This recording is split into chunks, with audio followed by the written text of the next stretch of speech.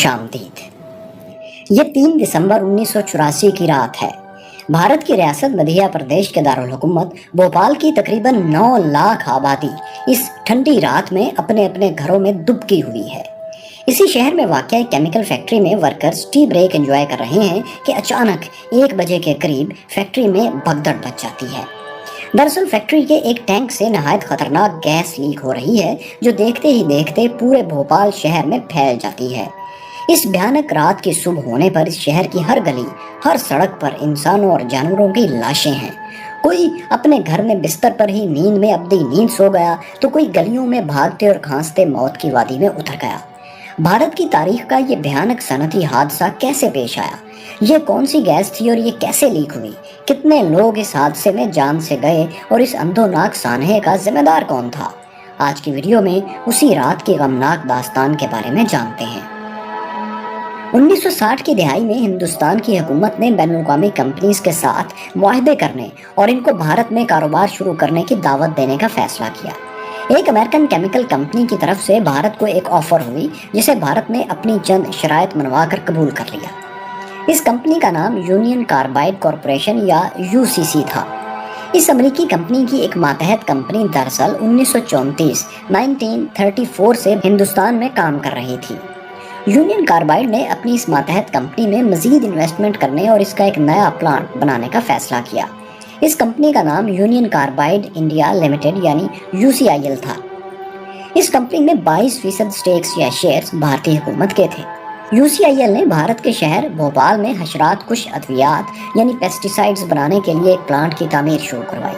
Plant का मुकाम railway station से 1 किलोमीटर, जबकि शहर के 2 बड़े अस्पतालों से सिर्फ 3 किलोमीटर के फासले पर था। मुतलका अथॉरिटीज़ ने यहाँ प्लांट की तामीर की मुखालफत की, अलबत्ता इस पर तवज्जो नहीं दी गई और इस तरह प्लांट में 1979 में काम का आगाज़ हो गया। प्लान के मुताबिक इस प्लांट में एक पेस्टिसाइड जिसका नाम सेवन था बनाई जानी थी। इस कीड़े मार दवा को बनाने के लिए एक इंतहाई खतरनाक लिक्विड गैस मिथाइल आइसोसाइनेट या MIC इस्तेमाल होती थी, जो कि इंपोर्ट की जाती थी। अलबत्ता इसे इंपोर्ट यानी दरामद करने में बहुत पैसा लग जाता था, इसलिए ये फैसला हुआ कि ये लिक्विड गैस इस प्लांट में बनाई जाए और थोड़ा पैसा बचा लिया जाए। 1980 की दिहाई में भारत में कहत साली के बायस फसलों की पैदावार में शदीद कमी हुई, जिसकी वजह से पेस्टिसाइड्स की मांग भी कम हो गई। किसानों के माली हालात अब इस काबिल नहीं थे कि वो अपनी फसलों के लिए कीड़े मार दवा खरीद सकते। इस सूरत हाल का असर यूसीआईएल पर भी हुआ। सेवन की फरोख्त में बेतहाशा कमी हुई। इस वजह से 1984 में इस प्लांट में सेवन की प्रोडक्शन बहुत कम कर दी गई। यहाँ तक कि इस प्लांट को बंद करने के हवाले से भी मशवरे जारी थे। कुछ माह बाद यहाँ कीड़े मार दवा यानी सेवन बनना ही बंद हो गई थी। अलबत्ता इसे बनाने के लिए इस्तेमाल होने वाली इजाफी MIC गैस अब भी यहाँ स्टोर की हुई थी। इसकी स्टोरेज के लिए 3 टैंक्स मौजूद थे। हर टैंक की स्टोरेज कैपेसिटी 68,000 लीटर्स थी। सेफ्टी के लिए इन टैंक्स को सिर्फ 50% तक भरा जा सकता था। इससे ज़्यादा फिल करने पर प्रेशर बढ़ जाने का खतरा था। इसीलिए इस टैंक को MIC से निस्फ भरकर बाकी टैंक को नाइट्रोजन गैस से भरा जाता था, ताकि प्रेशर पूरा ही रहे और लिक्विड MIC गैस इस प्रेशर की वजह से पाइप के ज़रिए बाहर निकाली जा सके। अलबत्ता हादसे के दिन से चंद दिन पहले एक टैंक में कुछ खराबी हो गई, जिसकी वजह से इसमें नाइट्रोजन न भरी जा सकी। इसका मतलब ये था कि अब MIC इस टैंक से बाहर नहीं निकाली जा सकती, क्योंकि ये प्रेशर पूरा नहीं था। दोस्तों, इस टैंक में MIC की नॉर्मल कैपेसिटी को नज़रअंदाज करके इसमें 82,000 लीटर MIC गैस भरी गई थी। ये गैस अब पूरे भोपाल शहर के लिए एक खतरा थी। 1 दिसंबर 1984 को इस टैंक की खराबी को ठीक करने की कोशिश की गई, अलबत्ता कामयाबी नहीं हुई।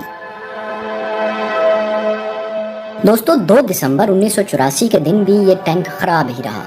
इसमें मौजूद गैस बदस्तूर एक खतरा थी, लेकिन प्लांट का अमला इस सूरत हाल की संगीनी को समझ नहीं पा रहा था। रिपोर्ट्स के मुताबिक 2 दिसंबर की शाम को इस टैंक के अंदर पानी दाखिल हो गया। दरअसल इस टैंक से मुल्हिका पाइप्स को पानी से साफ किया जाता था। बाज़ रिपोर्ट्स के मुताबिक किसी वर्कर ने ये पानी काफ़ी देर तक खुला ही रहने दिया था। दोस्तों, इस पानी ने लिक्विड MIC गैस के साथ रिएक्शन शुरू कर दिया। रात तक इस रिएक्शन के बायस टैंक के अंदर नॉर्मल पाए जाने वाले प्रेशर के मुकाबले में 5 गुना ज़्यादा प्रेशर हो चुका था। कुछ स्टाफ मेंबर्स ने इस तब्दीली को नोटिस भी किया, लेकिन दोस्तों थोड़ी बहुत गैस की लीक उनके लिए मामूल की बात थी। ये भी कहा जाता है कि वर्कर्स उस वक्त चाय पीने यानी टी ब्रेक करने चले गए थे। یہ آدھی رات کا وقت تھا، 2 اور 3 دسمبر کی درمیانی رات تھی، 1 بج رہا تھا۔ فیکٹری کے ورکرز چائے سے لطف اندوز ہو رہے تھے کہ انہیں آنکھوں میں جلن محسوس ہونا شروع ہوئی، ساتھ ہی گلے میں درد اور سانس اکھڑتا محسوس ہوا۔ اس پلانٹ میں ہنگامی صورتحال کے لیے 2 قسم کے الارم موجود تھے، ایک تو پلانٹ کے ملازمین کے لیے تھا، جبکہ دوسرا شہری آبادی کو خبردار کرنے کے لیے تھا۔ لیکن لاپرواہی کی انتہا یہ تھی کہ یہ دونوں الارمز خراب تھے۔ ٹینک کے سیفٹی والوز بھی خراب ہو چکے تھے۔ یہ مہلک ترین گیس بادلوں کی شکل میں پلانٹ سے نکل کر پورے شہر میں پھیل رہی تھی۔ جب صورتحال بے قابو ہو گئی تو ملازمین نے پلانٹ چھوڑنا شروع کر دیا، کیونکہ اب بات ان کے ہاتھ سے نکل چکی تھی۔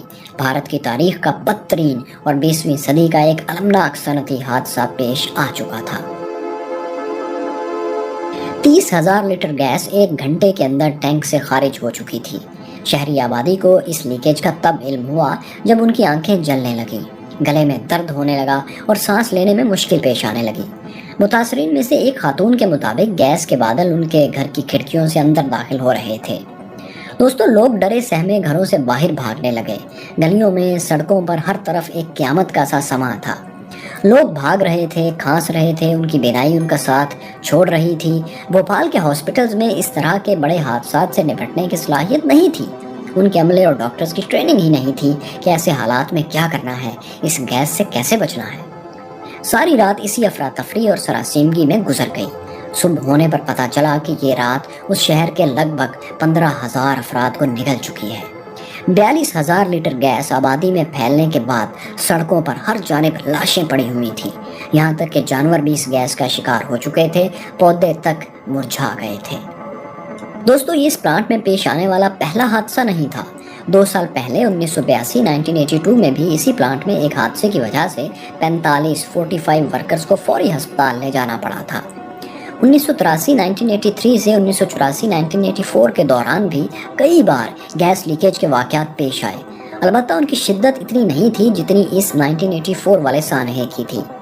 امریکن کمپنی یونین کاربائڈ نے اس حادثے کی ذمہ داری قبول کرنے سے انکار کر دیا تھا۔ ان کے مطابق اس کی ساری ذمہ داری یونین کاربائڈ انڈین لمیٹڈ پر عائد ہوتی تھی۔ یہ کیس پہلے امریکی عدالت اور پھر انڈین سپریم کورٹ میں سنا گیا۔ بھارتی حکومت نے امریکن کمپنی سے متاثرین کے لیے $3 بلین کے فنڈز کا مطالبہ کیا۔ البتہ امریکی یونین کاربائڈ نے اس حادثے کی مد میں بھارتی حکومت کو صرف $470 ملین دینے پر رضامندی ظاہر کی، جس کو پھر بھارتی حکومت نے قبول کر لیا۔ بھوپال کی عدالت نے 1992 میں اور پھر 2009 میں یونین کاربائڈ کے CEO وان اینڈرسن کو گرفتار کرنے کے وارنٹ بھی جاری کیے تھے۔ اسے کچھ دن عدالت کے کہنے پر حراست میں بھی رکھا گیا، البتہ پھر وہ امریکہ فرار ہو گیا۔ اس پر بھارتی عوام آگ بگولا ہو گئی تھی اور 2014 میں لیکن اس شخص کی وفات ہو گئی۔ اس حادثے سے کل 20,000 کے قریب افراد جاں بحق ہوئے، جبکہ 6 لاکھ کے قریب افراد اس گیس سے متاثر ہوئے۔ حادثے کے نتیجے میں بچ جانے والے افراد اندھے پن، کینسر اور پھیپھڑوں کی بیماریوں میں مبتلا ہوئے۔ یہاں آج بھی کچھ بچے اب نارمل پیدا ہوتے ہیں۔ 2010 میں 2010 میں اس حادثے کے متعلق کیس کے حوالے سے پھر ہلچل ہوئی اور بھوپال کی ڈسٹرکٹ کورٹ نے اس پلانٹ کے 7 بھارتی انجینئرز، جن میں یونین کاربائڈ انڈیا کا چیئرمین کشاب مہندرا بھی شامل تھا، اس کو 2 سال قید کی سزا سنائی۔ البتہ ان سب کو بعد ازاں ضمانت پر رہا کر دیا گیا۔ دوستو، اس حادثے کے بعد UCIL کا یہ پلانٹ بند کر دیا گیا۔ 1994 میں یونین کاربائڈ نے یونین کاربائڈ انڈیا لمیٹڈ کو ایک دوسری کمپنی کو بیچ دیا۔ وہاں یونین کاربائڈ انڈیا لمیٹڈ کا نام ایور ریڈی کمپنی رکھ دیا گیا۔ یہ کمپنی آج بھارت کی کامیاب کمپنیز میں سے ایک ہے اور بیٹریز وغیرہ بناتی ہے۔ دوستو، ہندوستان نے اس حادثے کے بعد بہت زیادہ تیاری سے صنعتی قوانین میں تبدیلیاں کی، جس سے نہ صرف صنعتی ورکرز بلکہ آس پاس کے لوگوں کی زندگیوں کو بھی پہلے کی نسبت کچھ نہ کچھ محفوظ کیا گیا۔ ماحولیاتی قوانین میں بھی سختی کر دی گئی اور ان پر عمل درآمد یقینی بنایا گیا۔